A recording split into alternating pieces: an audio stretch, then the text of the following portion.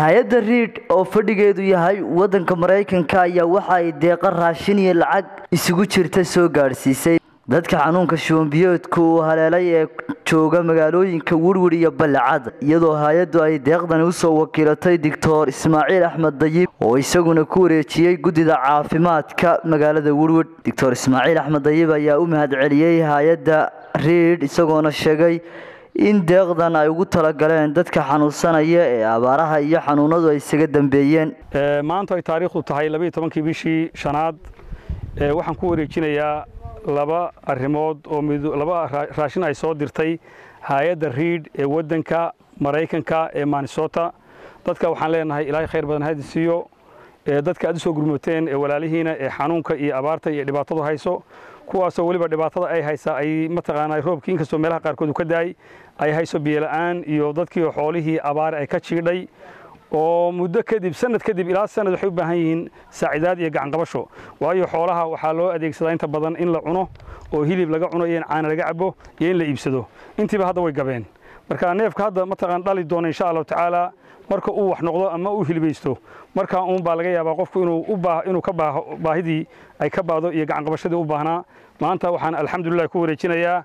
raashin qiimaheedu uu dhan yahay $5,000 oo $2,500 ay leedahay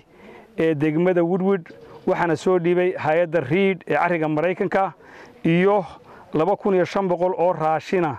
oo ay leedahay iyana Balcad ay leedahay oo aan ku wareejinayo insha Allah taala Xasan Raambe. odayaasha waxgaradka bahda caafimaadka degmada Woodward ayaa si mug iyo miisaaman ugu mahadceliyay hay'adda REIT iyagoona sheegay in hay'adda REIT aysan ahayn markii koowaad ee deeq kala duwan ay soo gaarsiisay deegaankani gaar ahaan isbitaalkii aan u dhisnay karantiinka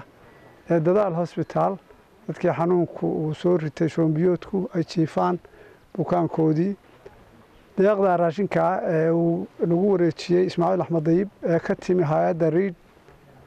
fadhigeedu yahay ariga Mareykanka wadanka Mareykanka gaar ahaan gobolka Minnesota waxaan leenahay inta bixisay iyo inta fikirkooda ku soo kordhisayba jazaakumullahu khayran jazaa kii jeebkiisa ka soo saaray iyo kii maskaxdiisa iyo kii gacanta looga soo dhiibay noo soo gudbiyay ee dadka u soo gudbiyayba inta waxaan leenahay miisaanka xasanaadka aakhiro Allah idin saaro anaguna waan ka gudoonay sida aad noogu gudoonsiiseen baan anana hadii lahayd noo hadii aan ahay Xasan Ismaan Raambe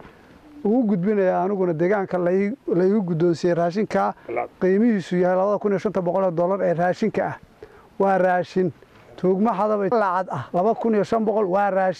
waa raashinka halka saaran noo keenay raashin ay soo bixisay hay'adda la yiraahdo REIT ee fadhigoodu yahay dalka Mareykanka Minnesota ay bixiyeen dadka muxsiniinta ah islaamkii xoolahaas waxay ka kooban yihiin $2,500 oo raashina waanu ka gudoonay iyagana waanu mahadcelinaynaa iyo wixii soo dhiibayba Ilaahay jazaa'igooda ha ka siiyo waana mahadsan yihiin والسلام عليكم ورحمة الله وبركاته. سكرية محمد عيسى وداني ورارك تلفزيون كالسومالي نيوز Woodward.